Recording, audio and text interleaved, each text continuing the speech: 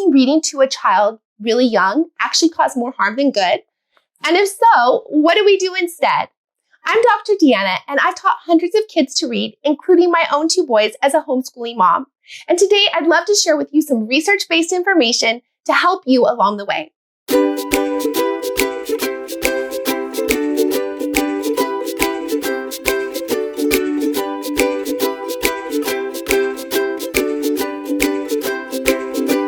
But before we get going, I just want to encourage you to subscribe for all the free research-based information.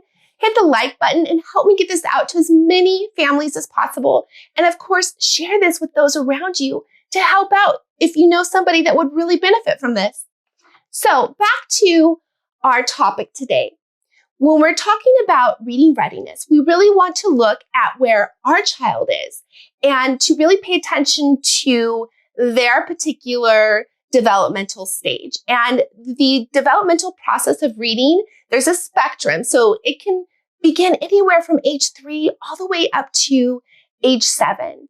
And so we really want to pay attention to the clues that our children are giving us. And we can think of it as a bell curve. So just like in a bell curve, we might have these outliers over here that are super early, and we might have these outliers over here that are a little bit on the tail end of that developmental spectrum, but all still within the normal range. And then, of course, we have the most amount of children, the highest amount of children that are ready right in that middle and that middle range. So keeping that in mind, just know that having a child who is reading at age 3 is absolutely wonderful and completely possible. And there are children that are ready for that. And if they're ready, they should be given that opportunity.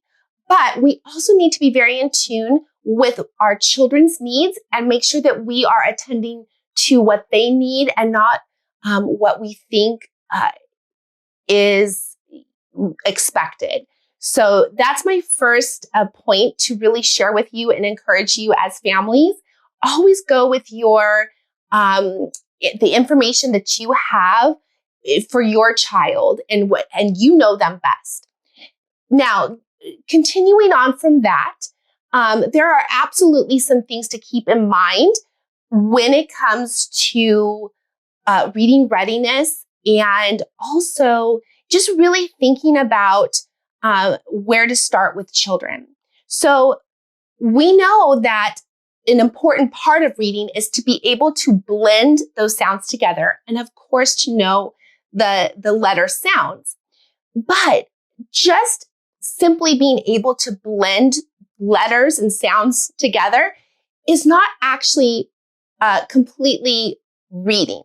It's called decoding. So when a child can blend letter sounds to form a word, they have completed an essential task of the reading overall. But it is only one component of that. And again, that component is called decoding. They're able to decode the written letters, and their brain is processing that into the sounds and blending them together to form the word. So beyond that, though, there is so much more that actually makes up the full process of reading in our brains. And it's complex. It's the comprehension aspect, being able to make inferences, being able to connect to the text, being able to make predictions. All of these things are really important. So a child that can blend sounds together may not actually be processing the text. And so that is something to be very aware of, because if we focus so much on that simple task of just blending those sounds together, which is really important, and absolutely please do work on that with your child if they're ready for it. But we can't forget that that alone does not complete the reading process in the brain. So what do we do instead? If our child is ready to blend those sounds together, it is great to work on that skill. If they're not ready to work on that yet, there are other great things that you can do to help get them ready.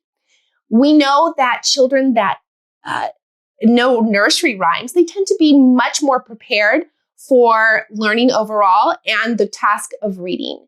We know that children that are exposed to wordplay have such a better understanding and mastery of the English language and learning how to read and process text.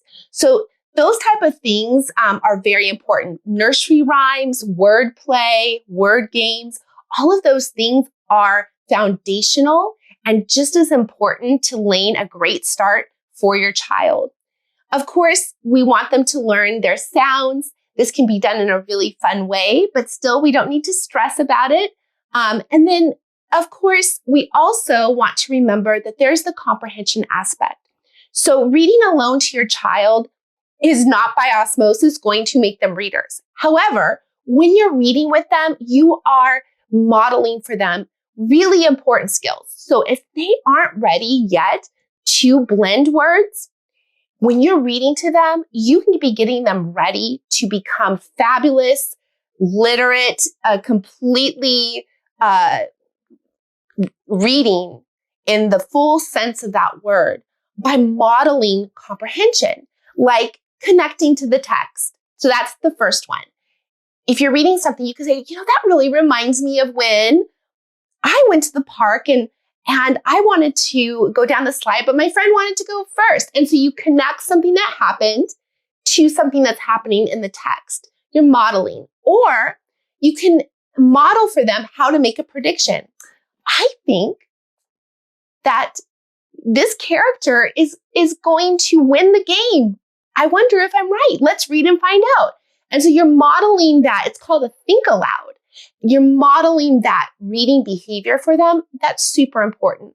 Also, there are so many tasks that we take for granted as adults, but when you're reading to your child, you are modeling that for them. So which direction we read, where we start on a page, when we turn a page, all of those things are important skills that children need to know to be ready to take on reading. So we can't forget those tasks.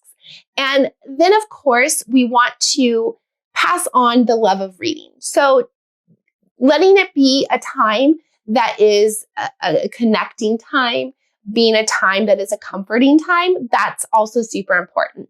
So circling back to our main point, decoding words, blending sounds together to form a word is an essential component of reading, but it is not the full task of reading, and we want to prepare our children fully.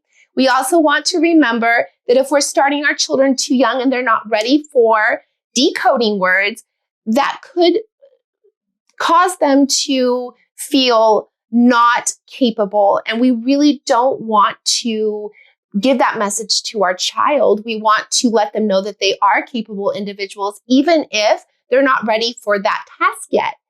Just because somebody's ready at 3 doesn't mean that they need to be ready at 3. So we just want to make sure that they have that confidence in themselves.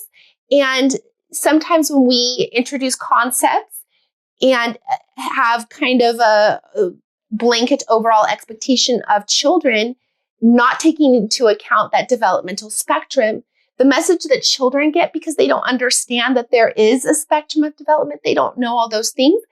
That's what we know as adults, right? And so they process that in their minds as that they're not able to do it. And that type of message can stick with the child long after they progress. So we want to be careful about starting kids too young before they actually have those reading readiness signs. So with that, I encourage you to have confidence in the teaching of your child. I'm here to support you. If you have any questions, feel free to put them in the comment section. I would love to come alongside you and answer those.